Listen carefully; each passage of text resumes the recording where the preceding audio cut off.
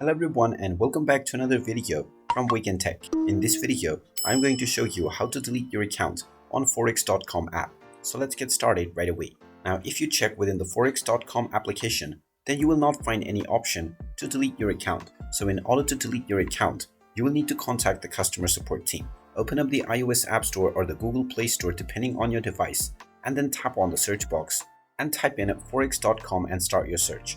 Once you find the Forex.com application, tap on it, and from the application page, you will see App Support drop-down. Tap on this drop-down button, and you will find the email address to contact the support team. Just tap on the email, and then choose your email application. And now you will be able to send a direct email to the support team for Forex.com. Now within the subject section, just type in delete my account, and then enter within the main body that you wish to delete your account on Forex.com. Make sure that you use the email address that you have used while signing up for your account while sending the email, and then tap on the send button at the top right corner. Once you send your email, you will need to wait for a few days in order to receive a response from the support team. Once you receive a response within your email, just follow the instructions within and you will be able to delete your account.